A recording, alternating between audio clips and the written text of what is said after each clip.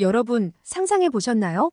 세계 최고의 선수들이 모인 올림픽 선수촌에서 한 조각의 고기를 놓고 선수들이 서로 싸우는 모습을요. 믿기 힘들죠? 하지만 이번 파리 올림픽에서 실제로 벌어진 일입니다.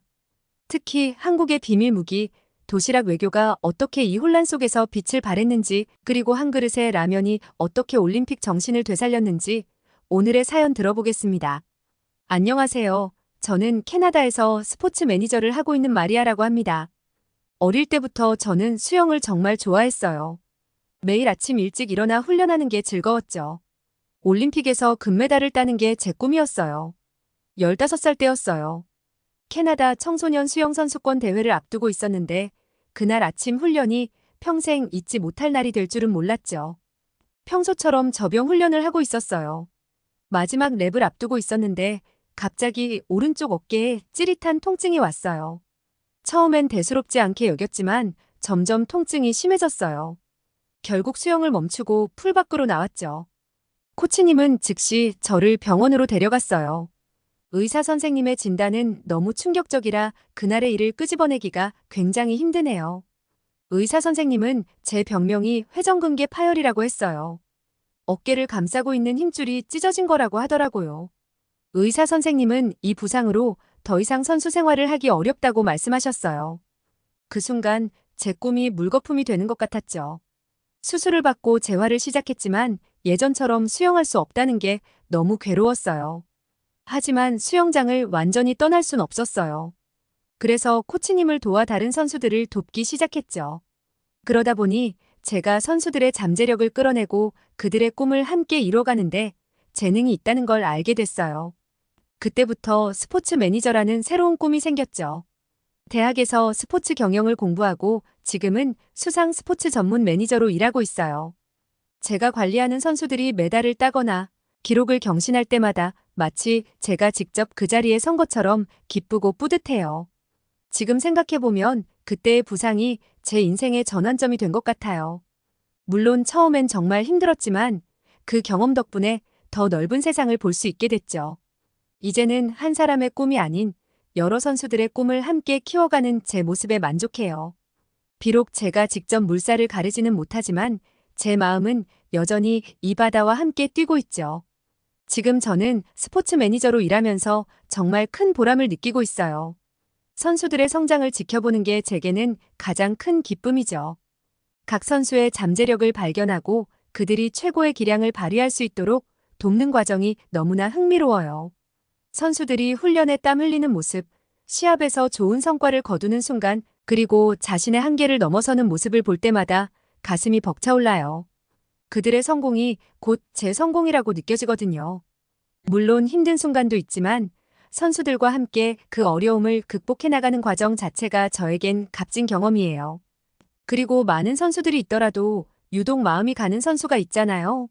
제가 관리하는 많은 선수들 중에서도 특별히 마음이 가는 선수가 있어요. 그녀의 이름은 카르멘이에요. 카르멘은 정말 대단한 선수죠. 저와는 달리 큰 부상을 이겨내고 이번 파리올림픽까지 3번이나 출전하게 됐어요. 카르멘의 이야기는 7년 전으로 거슬러 올라가요. 그때 그녀는 수영 국가대표로 첫 올림픽을 준비하고 있었죠. 하지만 올림픽 6개월 전 훈련 중 심각한 사고가 났어요. 무리한 동작으로 허리를 다쳤는데 진단 결과 엘사 에로 추간판 탈출증이었어요. 디스크가 신경을 눌러 다리에 심한 통증과 저림이 오는 증상이었죠. 의사들은 수술을 권했지만 그러면 올림픽 출전이 불가능해질 상황이었어요. 카르멘은 고민 끝에 수술 대신 재활치료를 선택했어요. 매일 6시간씩 물리치료와 운동을 반복했죠. 통증 때문에 잠 못 이루는 밤도 많았다고 해요. 기적같이 그녀는 첫 올림픽에 출전할 수 있었어요. 메달권에는 들지 못했지만 그 자체로 큰 승리였죠. 이후 카르멘은 더 철저히 자기 관리를 했어요. 식단 조절은 물론 수영 외에도 요가와 필라테스로 코어 근육을 강화했죠. 두 번째 올림픽에서는 놀라운 성과를 냈어요. 허리의 부상을 극복하고 노력한 결과 은메달을 목에 걸 수 있었죠. 하지만 그 과정에서 또다시 허리에 무리가 왔어요. 이번엔 척추 분리증이 왔더라고요. 척추뼈 사이가 벌어져 허리에 심한 통증이 오는 증상이에요. 많은 사람들이 카르멘의 은퇴를 예상했지만 그녀는 포기하지 않았어요. 1년 동안 재활에 전념했고 점차 수영으로 돌아왔죠. 그 과정을 옆에서 지켜보며 저는 많은 걸 배웠어요. 인내심, 끈기, 그리고 꿈을 향한 열정 같은 것들이요. 이제 카르멘은 세 번째 올림픽을 앞두고 있어요. 34살이라는 나이 때문에 아마도 이번이 그녀의 마지막 올림픽이 될 거예요. 그래서 이번 대회의 의미가 정말 커요. 카르멘에게도 저에게도요. 하지만 그녀의 열정과 마음과는 달리 저는 이번 파리 올림픽은 여러 가지 문제들로 인해 출전을 해야 하나 고민이 되었어요. 특히 카르멘같이 부상 이력이 있는 선수들에게는 더욱 위험할 수 있는 상황이었죠. 가장 큰 문제는 센강의 수질 문제였어요. 원래 계획은 센 강에서 수영 경기를 진행하는 것이었는데 수질 검사 결과가 좋지 않았어요. 대장균 수치가 기준치를 훨씬 초과했다고 하더라고요. 파리시에서는 하수 처리 시설을 개선하고 빗물 저장 탱크를 설치하는 등 노력을 했지만 여전히 안전성에 의문이 제기됐어요. 실제로 작년 7월에 열린 트라이애슬론 테스트 이벤트에서 수영 경기가 취소되는 일이 있었어요. 그때 수질 기준을 충족하지 못해서 선수들의 안전을 위해 취소됐다고 해요. 이런 상황이 올림픽에서 반복되면 어쩌나 하는 걱정이 컸죠. 테러 위험도 심각한 문제였어요. 프랑스는 최근 몇 년간 여러 차례 테러를 겪었잖아요. 특히 대규모 국제 행사인 올림픽은 테러리스트들의 주요 표적이 될 수 있어서 더 위험했죠. 프랑스 정부에서는 대테러 특수부대를 배치하고 첨단 감시 시스템을 도입하는 등 안전 대책을 마련했지만 여전히 불안감이 있었어요. 더위 문제도 심각했어요. 최근 몇 년간 유럽의 여름 기온이 계속 올라가고 있잖아요. 작년 여름에는 파리에서 40도가 넘는 날도 있었다고 해요. 이런 극심한 더위는 선수들의 건강과 경기력에 큰 영향을 미칠 수 있어요. 특히 마라톤이나 경보 같은 장거리 육상 종목 선수들에게는 정말 위험할 수 있죠. 그런데 이런 상황은 고려하지 않은 채 프랑스는 기후변화 대응을 위해 저탄소 정책을 강력히 추진하고 있고 이로 인해 파리 올림픽에서도 에어컨 사용을 최소화하기로 했죠.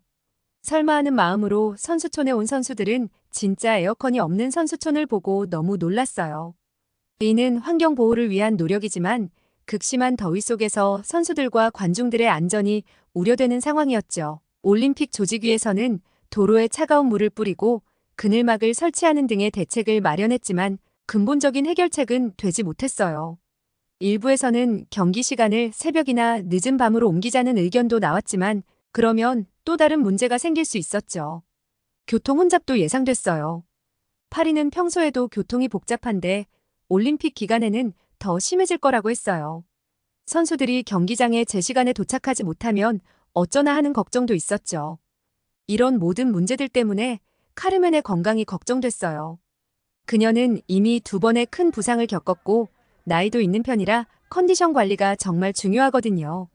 수질이 좋지 않은 물에서 수영을 하다가 감염이라도 되면 어쩌나, 극심한 더위로 탈진하면 어쩌나 하는 생각에 밤잠을 설치기도 했어요. 특히 카르멘의 허리 부상이 재발할까봐 정말 걱정됐어요. 생강의 수온이 낮으면 근육이 경직될 수 있고 그러다 무리하면 또다시 허리를 다칠 수 있거든요. 게다가 테러 위험 때문에 보안 검색이 강화되면 경기 전 준비 시간이 부족해질 수도 있어요. 그러면 제대로 된 준비 운동을 하지 못해 부상 위험이 더 높아질 수 있죠. 그래서 저는 카르멘과 함께 이 모든 문제에 대비하는 계획을 세웠어요. 수질 문제에 대비해 면역력 강화에 좋은 음식을 준비하고 더위에 대비해 체온 조절 훈련을 했죠. 테러 위험에 대비해 안전한 이동 경로를 미리 파악하고 혹시 모를 상황에 대비한 대처 요령도 숙지했어요. 우리는 모든 상황에 대비해 철저히 준비했어요. 카르멘의 건강과 안전이 최우선이었죠.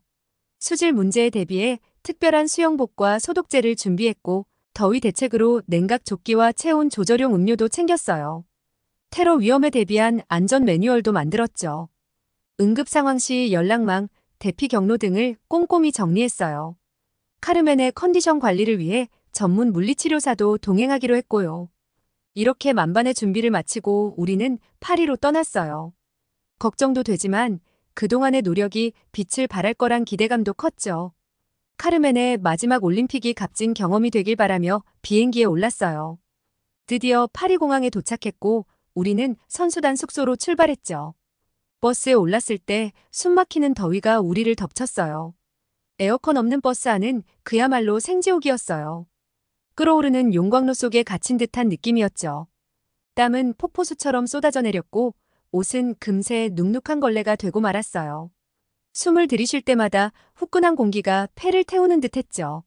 그런데 이 지옥에서 탈출할 유일한 통로인 창문마저 테이프로 꼼짝없이 봉인되어 있었어요. 마치 밀폐된 오븐 속에 갇힌 생선처럼 우리는 점점 숨이 가빠졌어요. 답답함과 절망감이 밀려왔죠. 이대로 질식해 죽는 건 아닐까 하는 공포가 엄습했어요. 프랑스 올림픽 위원들은 정말 제정신이 아닌 것 같았어요. 마치 기후변화라는 거대한 나무만 바라보다 선수들이라는 숲을 놓친 꼴이었죠. 그들의 저탄소 집착은 눈덩이처럼 불어나 우리의 건강을 산산조각 내고 있었어요. 이 상황은 꼭 배를 구멍 내 물을 빼겠다고 우리를 익사시키는 것 같았어요. 분노와 좌절감이 가슴속에서 용암처럼 끓어올랐죠. 우리 선수들은 마치 저탄소 정책의 제물이 된 듯했어요. 올림픽 정신은 어디로 갔나요? 메달보다 탄소 줄이기가 중요해진 이 아이러니한 상황에 허탈함만이 가득했어요. 주위를 둘러보니 이미 몇몇 선수들은 시들어가는 꽃잎처럼 축 처져 있었어요. 그들의 눈에서 올림픽의 불꽃은 사라지고 대신 절망의 그림자만이 짙게 깔려 있었죠. 카르멘은 다행히 준비해둔 차가운 물 덕분에 위기를 넘길 수 있었고 우여곡절 끝에 숙소에 도착할 수 있었죠. 그런데 문제는 이게 끝이 아니었어요. 숙소에 도착한 우리를 기다리고 있던 것은 또 다른 악몽이었어요. 선수촌 식당에 발을 들이는 순간 우리의 희망은 산산조각 났죠. 마치 사막에서 오아시스를 찾았다고 기뻐했는데 알고 보니 그저 뜨거운 모래뿐인 것처럼요. 눈앞에 펼쳐진 식단은 그야말로 참담했어요. 고기는 눈 씻고 찾아봐도 없었고 대신 초록색 풀떼기만 가득했죠. 이게 뭐죠? 우리를 운동선수로 착각한 게 아니라 토끼로 착각한 건가요? 카르멘의 얼굴이 하얗게 질렸어요. 말이야, 이걸로 어떻게 경기를 뛰라는 거죠? 우리는 운동선수지 채식주의자가 아닌데. 저도 분노가 치밀어 올랐어요. 이건 마치 전쟁터에 나가는 군인에게 장난감총을 쥐어주는 것과 다를 바 없었죠. 우리의 근육은 단백질을 갈구하고 있는데 그들은 우리에게 풀을 먹으라고 하는 거예요.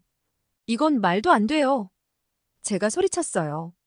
우린 최고의 기량을 뽐내기 위해 여기 왔는데 이런 식단으로는 제대로 서 있기도 힘들 거예요. 턱없이 부족한 단백질 식단은 우리를 야수로 만들어버렸어요. 식당에 들어서는 순간 모든 선수의 눈은 자동으로 고기가 있는 곳으로 향했죠. 마치 사냥감을 노리는 굶주린 맹수들처럼요. 고기류 반찬 앞에 늘어선 줄은 끝이 보이지 않았어요. 평소라면 서로를 존중하고 배려하던 선수들이 이제는 한 조각의 고기를 위해 치열하게 경쟁하고 있었죠. 올림픽 정신은 온데간데 없고 오직 생존 본능만이 남아있는 것 같았어요. 제발 좀 빨리 줄 좀 서요. 누군가 소리쳤어요. 야, 새치기 하지 마. 다른 이가 분노에 차서 외쳤죠. 이런 광경을 보며 제 마음은 찢어질 것 같았어요. 우리는 세계 최고의 선수들이에요. 서로를 존중하며 정정당당히 겨뤄야 할 사이인데 이제는 한 점의 고기를 두고 싸워야 하다니요. 카르멘은 눈물을 글썽이며 말했어요. 말이야, 이게 올림픽인가요? 우리가 꿈꾸던 모습이 이런 게 아니었는데 정말 끔찍한 상황이었어요. 경기장에서 펼쳐질 치열한 경쟁은 이미 식당에서 시작되고 있었죠. 메달을 따기 위해 온 것이 아니라 고기 한 점을 얻기 위해 온 것 같은 기분이었어요. 이런 상황이 지속된다면 우리는 경기 전에 이미 지쳐버릴 것 같았어요. 육체적으로도 정신적으로도요. 올림픽은 인류의 화합과 스포츠 정신을 보여주는 축제여야 하는데 지금은 그저 생존을 위한 처절한 싸움터가 되어버렸어요. 우리는 이대로 가만히 있을 수 없었어요. 뭔가 변화가 필요했죠. 그런데 이 아수라장 속에서 유독 눈에 띄는 무리가 있었어요. 바로 한국 선수들이었죠. 그들은 마치 다른 세계에 있는 것처럼 여유롭고 태연한 모습이었어요. 처음엔 눈을 의심했어요. 모두가 허기에 지친 표정으로 고기를 향해 달려들 때 한국 선수들은 느긋하게 대화를 나누며 걸어가고 있었거든요. 마치 고급 레스토랑에 온 손님들처럼 말이에요. 저들은 뭐지? 카르멘이 의아해하며 물었어요. 자세히 보니 그들의 손에는 작은 도시락 통이 들려 있었어요. 그리고 그 도시락에서 풍기는 향, 그 향기는 정말 환상적이었어요. 고기, 밥, 반찬이 어우러진 완벽한 식사의 향기였죠. 우리의 시선을 느낀 듯 한 한국 선수가 우리를 향해 미소 지었어요. 그리고는 도시락을 열어 보여주었죠. 그 순간 주변의 모든 선수들이 숨을 멈췄어요. 도시락 안에는 완벽하게 구성된 식단이 자리 잡고 있었거든요. 단백질, 탄수화물, 채소가 균형 잡힌 모습이었어요. 어떻게 이런 게 가능한 거죠? 저도 모르게 물어봤어요. 한국 선수가 대답했어요. 우리나라에서 특별히 준비해 보내준 거예요. 선수들의 컨디션 관리를 위해서요. 그 말을 들으니 부러움과 동시에 씁쓸함이 밀려왔어요. 우리는 여기서 음식 때문에 싸우고 있는데 저들은 본국의 전폭적인 지원을 받고 있다니. 카르멘이 한숨을 쉬며 말했어요. 우리나라도 저렇게 해줬으면 좋았을 텐데. 그 순간 한국 선수들이 가진 비장의 무기가 무엇인지 깨달았어요. 그것은 단순히 도시락이 아니었어요. 그들의 나라가 선수들을 얼마나 소중히 여기는지, 그들의 건강과 컨디션을 얼마나 중요하게 생각하는지를 보여주는 증거였죠. 이를 보며 우리의 상황이 더욱 처참하게 느껴졌어요. 알고 보니 한국 선수들은 본국에서 따로 도시락을 준비했던 것이었죠. 한국체육회는 이번 파리 올림픽을 위해 충북 진천 국가대표 선수촌에서 15명의 전문 조리사를 프랑스로 파견했어요. 이들은 선수와 지도자들의 요구를 반영한 맞춤형 도시락을 만들어 하루에 2번 점심과 저녁으로 선수촌까지 직접 배달하고 있었던 거예요. 이 사실을 알게 된 카르멘의 표정이 복잡해졌어요. 부러움과 좌절감, 그리고 약간의 분노가 뒤섞인 듯 했죠. 와, 정말 대단하네요. 카르멘이 한숨을 쉬며 말했어요. 그들의 나라는 선수들을 얼마나 소중히 여기는지 보세요. 우리는 여기서 음식 때문에 고군분투하는데 말이에요. 카르멘의 눈에 눈물이 고이는 것이 보였어요. 그녀의 목소리에는 깊은 상실감이 묻어났죠. 우리나라도 이렇게 해줬으면 좋았을 텐데. 그녀가 중얼거렸어요. 우리도 최고의 기량을 보여주기 위해 여기 왔는데 이런 기본적인 것조차 제대로 지원받지 못하다니. 저는 카르멘의 어깨를 토닥이며 위로했지만 사실 저 역시 비슷한 감정을 느끼고 있었어요. 우리가 여기서 겪는 어려움들이 꼭 필요한 것인지, 정말 이것이 올림픽 정신인지 의문이 들었죠. 이건 공정한 경쟁이 아니에요. 카르멘이 갑자기 목소리를 높였어요. 어떤 나라는 완벽한 영양 관리를 받고 다른 나라는 기본적인 식사조차 제대로 못하는 상황에서 어떻게 공평한 경기를 기대할 수 있죠? 그녀의 말에 고개를 끄덕이지 않을 수 없었어요. 이것은 단순히 음식 문제를 넘어서 선수들을 대하는 태도의 차이를 보여주는 것 같았거든요. 카르멘이 한국 선수들의 도시락을 부러운 눈으로 바라보는 모습을 보며 안타까웠어요. 그런데 놀랍게도 한국 선수들의 도시락이 큰 화제가 되면서 상황이 변하기 시작했죠. 어느 날 카르멘이 한국 선수들의 식사를 간절히 쳐다보고 있을 때 한 한국 선수가 다가와 라면을 선물했다고 해요. 카르멘은 그 라면을 즉시 끓여 먹어보았는데 그 맛에 완전히 매료되었다고 하더라고요. 카르멘은 그 맛있는 라면을 어떻게 더 구할 수 있는지 물어봤고 놀랍게도 선수촌 내에 한국 매점이 생겼다는 사실을 알게 되었어요. 그 순간부터 카르멘은 한국 라면에 푹 빠져들었다고 해요. 매일 훈련이 끝나면 한국 매점으로 달려가 다양한 종류의 라면을 사와서 맛을 비교해보곤 했대요. 카르멘은 라면 덕분에 힘든 훈련도 더 잘 견딜 수 있게 되었다고 말했어요. 한국 매점은 순식간에 선수촌의 핫스팟이 되었어요. 다양한 국적의 선수들이 줄을 서서 기다리는 모습이 일상이 되었죠. 러시아 체조 선수가 김치라면을 들고 환하게 웃으며 뛰어가는가 하면 브라질 육상 선수들은 떡볶이를 나눠 먹으며 엄지를 치켜 세웠대요. 매점 앞 작은 테이블에서는 언어가 달라도 음식을 매개로 대화가 꽃폈어요. 미국 수영 선수가 젓가락 사용법을 배우려 애쓰는 모습, 케냐 마라톤 선수가 순한 맛 라면을 권하는 장면 등 훈훈한 광경이 펼쳐졌대요. 선수들은 서로의 나라 음식을 소개하며 문화 교류를 하기도 했고 때로는 경기 전략을 나누며 긴장을 풀기도 했어요. 한국 매점은 단순한 식당이 아닌 올림픽 정신을 실현하는 작은 지구촌이 되었다고 해요.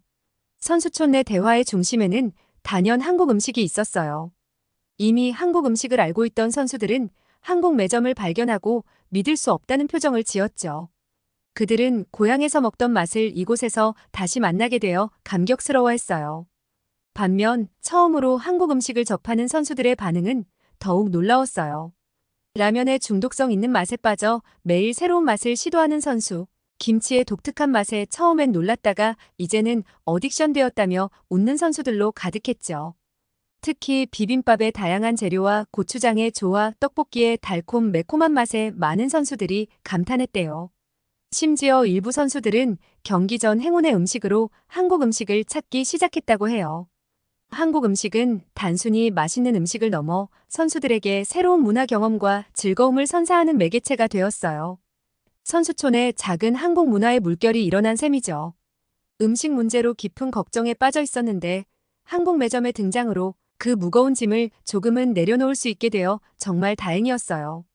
선수들의 얼굴에 미소가 돌아오는 것을 보니 제 마음도 한결 가벼워졌죠. 비록 완벽한 해결책은 아니지만 이 작은 변화가 선수들의 사기를 끌어올리고 컨디션 유지에 도움을 주는 것 같아 안도감이 들었어요. 특히 카르멘이 활기를 되찾는 모습을 보며 음식이 단순한 영양 공급 이상의 의미를 가진다는 것을 다시 한번 깨달았습니다. 앞으로의 대회가 조금은 더 밝아질 것 같아 희망이 생겼어요. 카르멘이 선수촌에 머무르는 동안 저는 급하게 그녀가 요청하는 위생용품을 구하러 외출을 하게 되었죠. 그런데 파리 시내를 걷던 중 화려한 포스터가 제 눈길을 사로잡았어요. 한글과 프랑스어가 섞인 그 포스터에는 한국 문화 팝업 스토어 오픈 소식이 적혀 있었죠. 호기심에 휴대폰으로 검색해보니 소셜미디어에서도 이 소식이 화제더라고요. 한국 음식, K-팝, 한복 등 다양한 한국 문화를 체험할 수 있다는 내용에 저도 모르게 설레기 시작했어요. 왜냐면 카르멘이 그토록 극찬하던 한국 음식, 특히 라면의 맛이 너무나도 궁금해졌거든요. 하지만 경기를 앞둔 카르멘의 컨디션이 걱정되어 차마 말을 꺼내지 못했어요. 고민 끝에 카르멘에게는 비밀로 하고 혼자 팝업 스토어를 방문하기로 했어요. 파리 한복판에 자리 잡은 그곳은 마치 작은 한국 같았어요. 한복을 입은 직원들, 한국 전통 음악, 그리고 온갖 한국 음식의 향기, 모든 것이 새롭고 흥미진진했죠. 그런데 제 눈을 사로잡은 건 다름 아닌 한강라면이었어요. 카르멘이 그렇게 열광하던 바로 그 라면이었죠. 주저없이 한 그릇을 주문했어요. 첫 맛을 보는 순간 왜 카르멘이 그토록 이 라면에 빠졌는지 단번에 이해할 수 있었어요. 얼큰하면서도 깊은 맛, 쫄깃한 면발, 그리고 입안 가득 퍼지는 특유의 향. 정말 환상적이었어요. 라면을 먹으며 주변을 둘러보니 많은 파리 시민들도 한국 문화를 즐기고 있더라고요. K-팝 음악에 맞춰 춤을 추는 젊은이들, 한국 화장품을 테스트하는 여성들, 한국 전통 공예품을 구경하는 노부부, 이곳은 마치 작은 한국 문화 축제 같았어요. 팝업 스토어를 나오면서 카르멘에게 이 경험을 말해주지 못하는 게 너무 아쉬웠어요. 하지만 그녀의 경기에 방해가 될까봐 참기로 했죠. 대신 대회가 끝나면 꼭 함께 와보자고 약속하기로 마음먹었어요. 이제 올림픽 개막식이 끝났고 본격적인 경기가 시작되었어요. 카르멘의 결승 경기가 코앞으로 다가왔죠. 그녀의 마지막 올림픽이 될지도 모른다는 생각에 가슴이 뭉클해져요. 지난 몇 주간 카르멘이 흘린 땀과 노력, 그리고 그녀의 불굴의 의지를 생각하면 눈시울이 붉어집니다. 카르멘이 부상 없이 무사히 경기를 마칠 수 있기를 간절히 바라고 있어요. 그녀의 꿈을 위해, 그리고 우리가 함께 꿈꾸던 그 순간을 위해 모두가 함께 응원해 주셨으면 좋겠어요. 카르멘의 경기가 끝나면 우리는 꼭 그 한국 팝업 스토어에 함께 가기로 약속했거든요. 그곳에서 카르멘이 그토록 사랑하게 된 한국 음식들을 함께 맛보고 K-팝에 맞춰 어색한 춤도 춰보고 싶어요. 한복을 입어보고 서로의 모습을 보며 웃음 짓는 우리의 모습을 상상하면 절로 미소가 지어져요. 이 모든 것들이 카르멘에게 특별한 추억이 되길 바라요. 올림픽은 끝나겠지만 우리의 우정과 추억은 계속될 거예요. 카르멘의 마지막 올림픽이 될지도 모르는 이 순간 그녀가 후회 없이 최선을 다할 수 있기를, 그리고 그 노력이 아름답게 빛나기를 온 마음을 다해 기도하고 있어요. 여러분도 함께 카르멘을 응원해주세요. 그녀의 열정과 노력이 헛되지 않도록 우리 모두의 마음을 모아 그녀에게 힘을 보내줍시다. 카르멘의 도전이 아름답게 마무리되고 우리가 함께 팝업 스토어에서 웃을 수 있는 그날을 위해 오늘은 프랑스 파리 올림픽에 참석한 선수의 매니저인 마리아의 사연을 들어보았는데요. 아무쪼록 이번 경기가 잘 끝내고 후련한 마음으로 파리 관광과 한국 팝업 스토어에서 즐거운 시간과 추억 남겼으면 좋겠네요.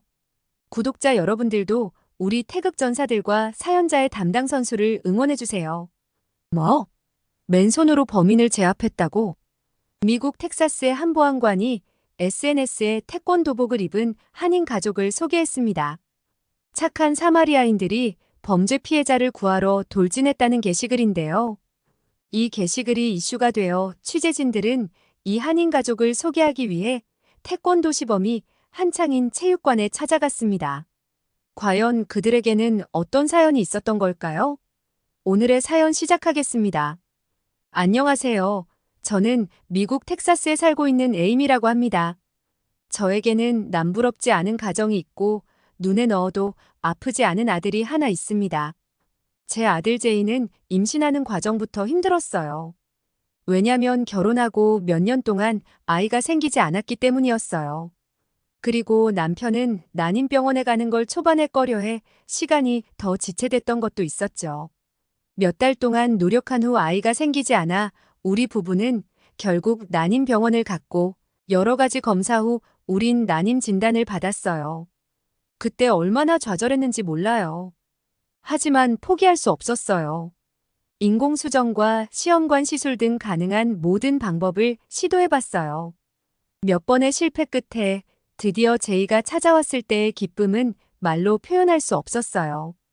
그런데 기쁜 마음도 잠시 임신을 했다고 다 끝난 게 아니었어요. 임신 초기에는 유산의 위험이 있어서 꼼짝도 못하고 침대에 누워 있어야 했어요. 매일 불안한 마음으로 하루하루를 보냈고 중간에 여러 번 병원에 입원했고 임신 후반부에는 조산의 위험이 있어서 출산 전까지 정말 꼼짝 않고 누워있기만 했어요. 남들은 쉽다는 임신과 임신 과정, 저만 왜 이럴까 너무 속상하였죠. 하지만 뱃속 아기를 건강하게 만나기만 할 수 있다면 무엇이든 할 수 있었어요. 드디어 제이가 태어난 날 모든 고통과 어려움이 한순간에 사라지는 듯 했어요. 작은 몸으로 세상에 나온 제이를 품에 안고 눈물을 흘렸어요. 하지만 태어난 후에도 제이는 면역력이 약해서 병원을 자주 드나들어야 했어요. 감기만 걸려도 쉽게 낫지 않았고 폐렴에 걸려 입원한 적도 여러 번 있었어요. 그때마다 제이는 병실에서 긴 시간 동안 치료를 받아야 했어요. 어린 제이가 병원 침대에 누워 힘없이 있는 모습을 보면서 제 마음은 항상 찢어질 듯 아팠어요. 그래서인지 학교에 다니기 시작하면서도 자주 아프더라고요. 특히 3학년 때 제이가 겪었던 일들이 아직도 생생하게 기억나요. 제이는 달리기도 못하고 축구도 잘 못했어요. 다른 아이들이 운동장에서 축구를 하며 신나게 뛰어노는 동안 제이는 항상 구석에서 조용히 지켜보기만 했어요. 축구는 제이가 좋아하는 운동이었지만 몸이 약해서 제대로 뛰지 못했거든요. 그날도 제이는 축구를 하고 싶어 용기를 내서 친구들에게 다가갔어요. 나도 같이 해도 돼? 라고 물었죠. 하지만 친구들은 너는 달리기도 못하고 축구도 못하잖아. 그러니까 빠져라고 대답했어요. 제이는 그 말에 상처받고 돌아서야 했어요. 또 다른 사건도 있었어요. 제이가 체육 시간에 축구를 하는 날이었어요. 그날은 교실에서 두 팀으로 나뉘어 축구 경기를 했는데 제이는 어느 팀에도 끼워주지 않으려는 친구들 때문에 한참을 서 있어야 했어요. 결국 체육 선생님이 나서서 제이를 한 팀에 배정해 주셨지만 친구들은 내심 불만스러워했죠. 경기 내내 제이는 공을 잡을 기회조차 거의 없었어요.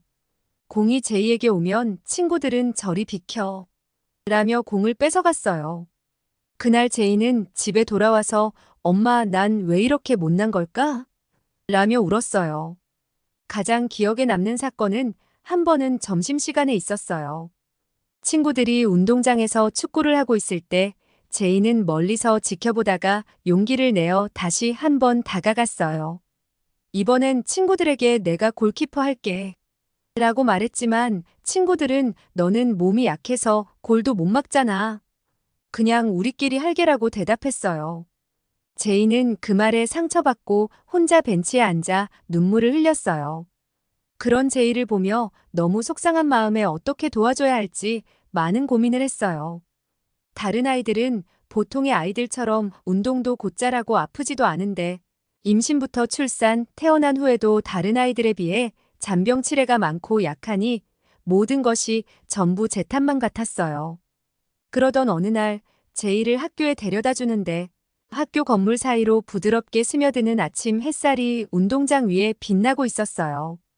학생들은 삼삼오오 모여 하루를 시작하고 있었고 제이에게 잘 들어가라는 인사를 하는데 한 소년이 정문으로 천천히 걸어 들어갔어요. 그의 이름은 케빈 릭, 한국에서 갓 이민 온 전학생이었어요. 처음엔 영어도 서툴고 친구들도 별로 없었어요. 미국 아이들은 처음 보는 케빈 리를 낯설어했고 케빈 리도 자신을 잘 드러내지 않았어요. 케빈은 소극적이고 내성적인 모습을 보였고 제이와 비슷한 상황이라 두 아이는 자연스럽게 가까워졌어요.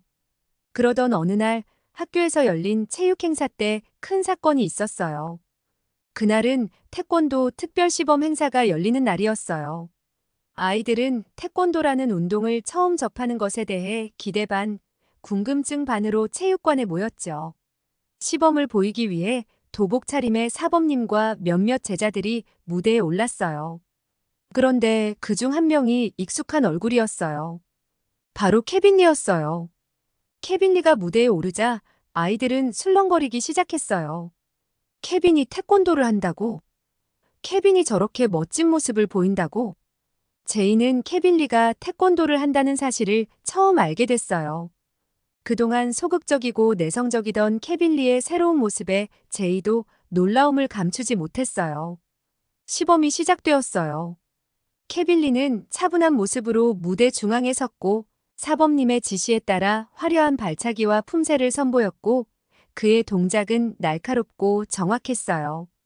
특히 높이 뛰어올라 공중에서 회전하며 발차기를 할 때는 체육관 전체가 숨을 죽였답니다.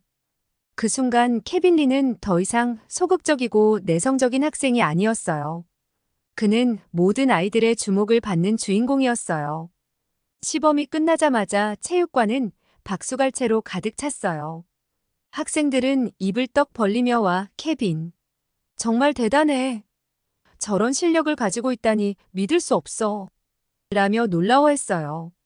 제이는 케빈 리의 새로운 모습에 감동을 받았고 그에게 달려가 정말 멋졌었다고 케빈이 친구인 게 자랑스럽다고 말했어요.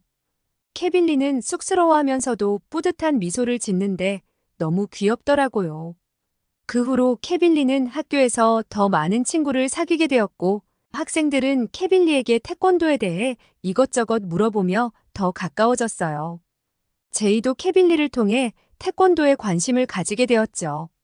케빈은 사실 한국에서 태권도를 오랫동안 배워왔어요. 미국에 와서도 태권도를 계속하고 있었지만 학교에는 그 사실을 알리지 않았어요. 케빈의 엄마도 제이의 몸이 약한 걸 알고 있었기 때문에 자연스럽게 제이 엄마인 저와도 친해졌어요. 어느 날 케빈 엄마가 저에게 말을 꺼냈어요.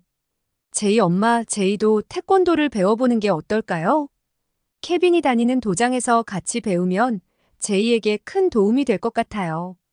케빈리가 다니는 태권도 학원은 가족들이 다 함께 운영하는 곳인데 한국 전통 태권도와 더불어 예의범절까지 배울 수 있어 굉장히 효과가 좋다고 말하였죠.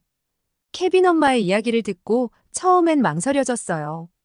제이가 그동안 운동을 힘들어했기 때문에 태권도를 잘 해낼 수 있을지 걱정되었기 때문이에요. 하지만 케빈 엄마의 설득과 케빈의 모습을 보고 결심하게 됐어요. 그렇게 제이는 케빈과 함께 태권도 도장을 다니기 시작했어요. 처음 도장에 간 날 제이는 조금 긴장한 듯 보였어요. 도장에 들어서자마자 활기차게 훈련 중인 아이들의 모습을 보고 주눅이 들었죠. 그때 케빈이 다가와 제이에게 말을 걸었어요. 제이 괜찮아. 처음엔 다들 어려워하지만 금방 적응할 수 있어. 내가 도와줄게. 케빈의 격려에 제이는 용기를 얻었고 도장에서의 첫 수업이 시작됐어요. 한국 사범님들과 관장님은 모두 친절하게 제이에게 기본 동작을 가르쳐 주셨고 케빈은 옆에서 제이를 도와주었고 제이는 점차 태권도의 재미를 느끼기 시작했어요. 수업이 끝난 후 제이는 케빈에게 고마움을 표했어요. 케빈, 너 덕분에 오늘 잘할 수 있었어. 고마워. 그 후로 제이는 케빈과 함께 도장에 꾸준히 다니기 시작했어요. 처음에는 기본 동작을 배우는 것만으로도 힘들어했지만 점차 체력이 좋아지고 기술도 늘었어요. 케빈은 제이의 성장을 옆에서 지켜보며 응원해 주었고 둘은 서로의 든든한 파트너가 되어갔죠. 제이는 태권도를 배우면서 점차 자신감을 얻어가고 있었어요. 친구들과도 잘 어울리게 되었고 학교 생활도 즐거워졌어요. 그러던 어느 날 제이의 학교에 새로운 학생이 전학을 왔어요. 중국에서 이민 온 루라는 아이였어요. 처음엔 새로운 친구가 생겨서 제이와 친구들은 반갑게 맞아주었다고 해요. 하지만 루는 조금 다른 모습을 보였다더라고요. 첫날부터 루는 반 친구들을 무시하는 듯한 태도를 보였대요. 선생님이 자기소개를 하라고 했을 때도 짧게 자기 이름만 말하고 앉아버리고 친구들이 다가와서 말을 걸어도 시큰둥하게 대답한다고 했죠. 그뿐만 아니라 루는 수업 시간에도 교실 규칙을 잘 지키지 않았고 선생님이 수업 중에 질문을 하면 대답하기를 꺼려하고 심지어 선생님의 말씀이 끝나기도 전에 다른 말을 꺼내는 경우도 많았다고 합니다. 선생님은 평소에 칭찬과 격려, 웃음이 많은 분인데 그런 루를 보며 종종 눈살을 찌푸리셨다고 했어요. 특히 체육 시간에 있었던 일을 제이에게 듣는데 좀 화가 나더라고요. 그날은 축구 경기를 하는 날이었어요. 제이와 친구들은 각자 팀을 나눠서 경기를 준비하고 있었는데 루는 경기 규칙을 무시하고 공을 마음대로 차버렸대요. 공을 잡은 친구에게 가서 무례하게 너는 축구를 못해라고 말하면서 공을 빼앗아가고 친구들이 항의하면 나는 중국에서 이렇게 한다고 막무가내의 태도에 제이와 친구들은 점점 불만이 쌓여갔다고 해요. 가장 심각했던 사건은 점심시간에 벌어졌는데 듣기만 해도 황당하더라고요. 어린아이가 말하는 게 왜 그러는지 너무 놀랐어요. 그날은 점심시간이었는데 제이와 친구들은 학교 식당에서 각자 싸온 도시락을 꺼내놓고 먹고 있었대요. 한국인 케빈은 엄마가 싸준 김밥을 꺼내놓았고 예쁘게 말린 김과 속에 가득 찬 재료들이 보이는 김밥을 보며 친구들은 우와, 케빈. 김밥 정말 맛있어 보인다. 라고 감탄하며 부러워했나 봐요. 미국에서 한국의 김밥이 엄청나게 유행인데 냉동도 아니고 진짜로 싸온 김밥이니 더 화려하고 맛있었나 봐요. 케빈도 흐뭇한 미소를 지으며 친구들에게 김밥을 나눠주던 그때 루가 다가와 케빈의 김밥을 보고는 비웃는 듯한 표정을 지었다는 거죠. 이거 일본 음식 아니야? 라고 물으며 비아냥거렸나 봐요. 제이와 친구들은 당황한 표정으로 루를 쳐다봤는데 의외로 케빈은 침착하게 대답했더라고요. 김밥은 한국의 전통 음식이며 물론 비슷한 음식이 일본에도 있지만 김밥은 한국의 고유한 맛과 스타일을 가지고 있다고 알려주었대요. 하지만 루는 멈추지 않았고 한국은 일본이랑 중국을 다 따라하기 바쁘지 않느냐. 너희는 진짜 독창적인 게 하나도 없는 것 같다라고 무례하게 계속 말을 했나 봐요. 그 말에 제이와 친구들은 충격을 받았고 침착하기로 둘째라면 서러운 케빈의 얼굴에는 실망과 분노가 섞인 감정이 드러났다고 해요. 그때 제이는 용기를 내서 루에게 그런 말은 너무 무례하다고 우리는 각 나라의 문화를 존중해야 한다고 케빈을 감쌌고 김밥은 케빈의 엄마가 정성껏 싸준 음식이라며 그런 식으로 비하하는 건 옳지 않다고 따끔하게 말했다더라고요. 약하고 소심하기만 한 제이가 케빈을 위해 저렇게 말을 했다고 하니 저도 깜짝 놀랐어요. 그러자 루는 잠시 멈칫했지만 여전히 자신의 말을 굽히지 않았고 자기는 그냥 사실을 말한 것뿐이라며 진짜로 한국이 독창적인 게 뭐가 있냐고 따지듯 말했어요. 그 순간 조용하던 케빈이 김밥을 집어들더니 루, 우리가 먹는 음식이나 배우는 문화는 우리에게 중요한 거야. 너도 중국 음식을 먹을 때 자부심을 느끼지 않니? 우리도 마찬가지야. 각자의 문화와 전통을 존중하는 게 중요해. 라고 말을 했다고 하더라고요. 루는 아무 말도 하지 않았고 그날 점심시간은 무겁고 어색한 분위기 속에서 지나갔으며 제이와 친구들은 루의 말에 상처를 받았지만 케빈의 침착하고 성숙한 대응에 감탄했다더라고요.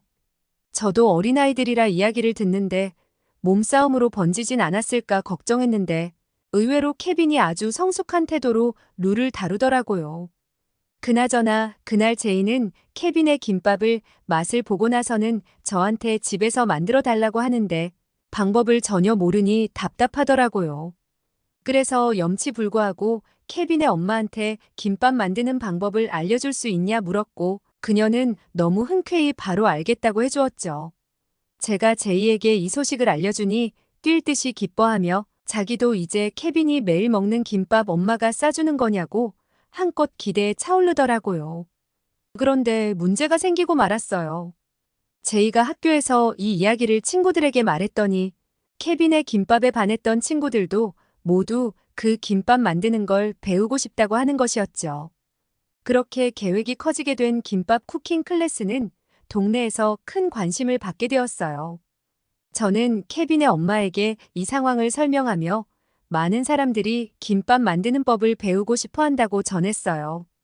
케빈의 엄마는 놀라면서도 기쁜 표정을 지으며 모두에게 김밥을 가르쳐 주는 것이 너무 즐거울 것 같다고 했어요.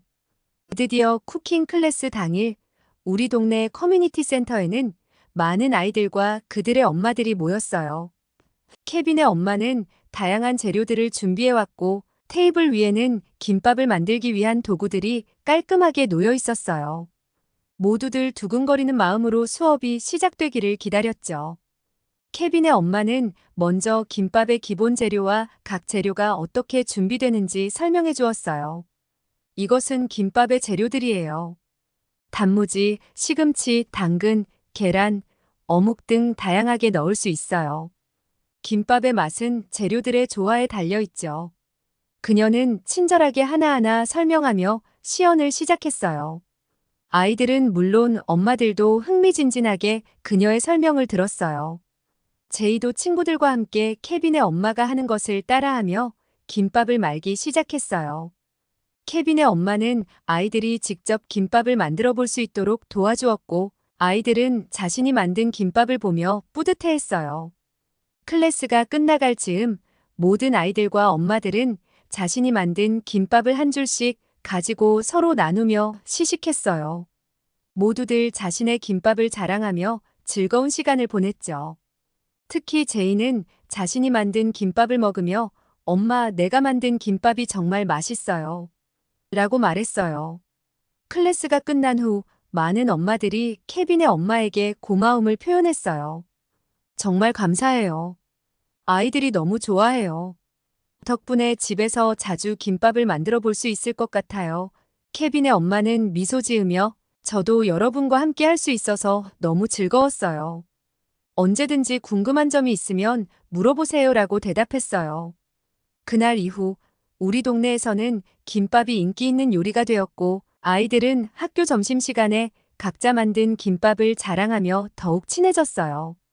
또한 엄마들 사이에서도 김밥 레시피와 다양한 변형 방법에 대해 이야기하는 시간이 늘어났죠. 김밥은 단순한 음식 그 이상으로 우리 동네 사람들을 하나로 이어주는 매개체가 되었죠. 김밥 쿠킹 클래스가 끝나고 집에 돌아가는데 태권도장 옆에 경찰차들이 잔뜩 서 있더라고요. 사범님들에게 무슨 일이 생긴 건가 걱정이 되는 마음에 도장 앞에 차를 세우고 무슨 일인지 다가갔는데 웬 젊은 흑인 남자가 경찰들에게 끌려갔고 관장님은 팔에 상처가 있는데 연신 괜찮다고 빨리 범인을 데리고 가라고 경찰들에게 말하고 있는 거였죠. 무슨 일인지 자초지정을 물어봤더니 태권도 옆 상가에서 한 여성의 비명을 듣고 이상한 감지를 느낀 사범님과 관장님이 달려가 성폭행하려는 남성을 제압한 것이었죠. 보통의 미국 사람들이라면 무서워서 경찰에 신고를 하지만 총기 소지를 했을까봐 경찰이 올 때까지 구할 수 있다는 생각은 하지 못하는데 사범님들은 그녀의 비명을 듣자마자 고민 없이 달려간 것이었죠. 사범님 가족들의 용기와 희생정신에 정말 놀랐어요. 그러던 어느 날 학교에서 태권도 시범 행사가 크게 열렸어요. 보호자들도 참석하는 큰 행사라 한껏 기대됐죠. 물론 제 아들 제이가 태권도를 시범 보일 테니 핸드폰 카메라로 녹화할 생각에 배터리도 잔뜩 충전해 왔어요. 계획대로 제이와 케빈이 그 시범에 참여하게 되었어요. 저와 케빈의 엄마는 아이들을 찍어야 해서 도장에 좀 일찍 도착한 상태였어요. 그런데 그때 텍사스의 한 방송사에서 태권도장 취재를 나왔다는 것이었죠. 우리 동네 사람들은 무슨 일인가 어리둥절했고 며칠 전 사건이 떠올라 혹시 그 범인을 잡은 것 때문에 취재를 나온 거냐 물었더니 맞다고 하였어요. 한국인들의 용기와 그리고 범인을 제압한 태권도가 어떤 것인지 취재차 왔다고 하는 것이었죠. 우리는 자연스럽게 그냥 평소 하던 대로 태권도 행사에 참여하면 되고 간단한 인터뷰만 해주면 된다는 것이었죠. 학교 친구들은 제이와 케빈의 시범을 기대하며 체육관에 모였고 루라는 아이는 무대 옆에서 팔짱을 끼고 비웃는 듯한 표정을 짓고 있더라고요. 어린아이였지만 멀리서 봐도 태도가 좋아 보이지 않았어요. 우리 동네에 태권도 촬영을 하러 왔는데 루의 태도가 거슬리지 않았다면 거짓말이었어요. 시범이 시작되고 제이와 케빈은 멋진 품새와 발차기를 선보였어요. 두 아이는 도장에서 배운 실력을 최대한 발휘해 우아하고 힘찬 동작으로 큰 박수를 받았어요. 그 모습을 지켜보던 루는 갑자기 큰 소리로 웃으며 태권도가 뭐가 대단해? 그건 우리 중국 무술을 따라한 거잖아. 라고 외쳤어요. 그 말에 체육관이 순간 조용해졌어요. 친구들은 놀란 표정으로 루를 바라봤고 제이와 케빈도 당황한 얼굴로 루를 쳐다봤어요. 루는 계속해서 비아냥거리며 이런 발차기와 동작은 우리 중국 무술에선 아무것도 아니야. 태권도는 겨우 흉내낸 것뿐이라고 말했어요. 제이는 루의 말에 잠시 주춤했지만 곧 침착하게 루에게 다가갔어요. 루, 우리는 태권도를 통해 많은 것을 배웠어. 단순히 기술이 아니라 존중과 예의 그리고 서로를 이해하는 법을 배운 거야 라고 말했어요. 케빈도 옆에서 너도 태권도를 배우면 우리가 왜 이 운동을 좋아하는지 알 수 있을 거야. 한번 해보지 않을래? 라고 덧붙였어요. 루는 처음엔 그 말에 반발하는 듯 했지만 제이와 케빈의 진심 어린 태도에 마음이 흔들리기 시작한 듯 보였어요. 루는 잠시 생각하다가 그래, 한번 해보지. 하지만 내가 더 잘할 수 있을 거야 라고 말했어요. 절대 변하지 않을 것 같은 루의 태도가 변하니 신기하더라고요. 타국에 와서 자기를 보호하려는 방어 기제 때문에 뾰족하게 군 거였는지 짠한 마음이 들었어요. 그 후로 루는 제이와 케빈과 함께 도장에서 태권도를 배우기 시작했어요. 루는 처음엔 서툴고 힘들어했지만 점차 태권도의 매력을 느끼게 되었나 봐요. 어느 날 도장에서 있었던 일이 기억에 남아요. 루는 기본 동작을 연습하던 중 자신의 자세가 제대로 나오지 않아 화를 내며 짜증을 부렸어요. 그 모습을 본 사범님이 조용히 다가와 말씀하셨어요. 루, 태권도는 기술뿐만 아니라 마음을 다스리는 것이 중요하단다. 자신의 부족함을 받아들이고 끊임없이 노력하는 자세가 필요해. 루는 그 말을 듣고 잠시 멍해져서 서 있더라고요. 마치 자신의 행동을 돌아보며 깊이 생각하게 된 듯 보였어요. 그날 이후 루는 태권도 수업에 더 집중하고 자신의 행동을 반성하는 듯 보였죠. 저도 루를 처음부터 봐왔기에 사범님의 말씀에 가만히 생각하는 모습의 루를 보니 그의 마음과 태도에 분명 변화가 있는 거라는 생각이 들었어요.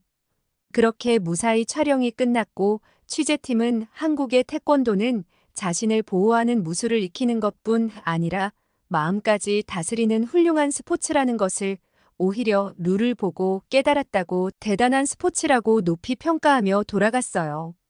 그러던 어느 날 루가 제이와 케빈에게 다가와 뜬금없이 사과의 말을 했다고 하였어요.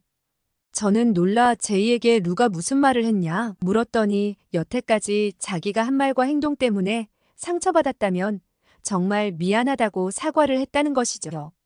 루는 태권도를 배우면서 점차 변해가는 듯 보였어요.